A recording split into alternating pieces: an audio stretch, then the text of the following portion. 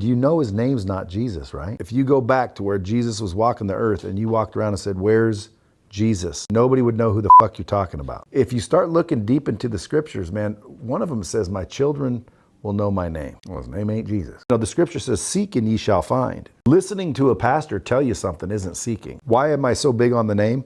Well, because if you look at certain scripture, it says, give praise to my name, give glory to my name. What's his name?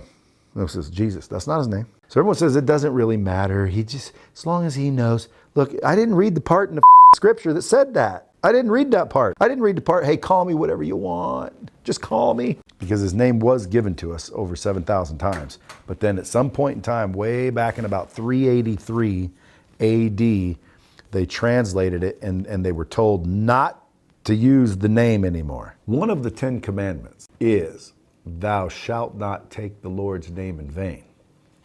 Now, what does the word vain mean?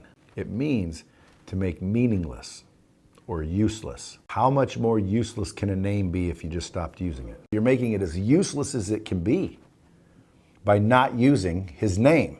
And he says, don't take the Lord's name in vain, which most people think says, don't say goddamn. Goddamn is it, first of all, God ain't his name. That's a title. Secondly, that's not what it means. It says, don't make God meaningless and useless. But that's not actually what the thing said. He basically said, don't make my name meaningless. That was his commandment. And then we are all doing it when we say Jesus. We're all doing it when we say God. Why? Because that's not his name. Imagine going up to the pearly gates, because I could have just saved all your lives. And there's a big dude up there like this. He's standing there all big and buff as shit. And he goes, what's up? You say, what's up? They say, who you here to see? You say Jesus, and he goes, I don't know who you're talking about. You ever read the scripture where he says, go away, you do not know me? Because if you knew me, you'd know my name.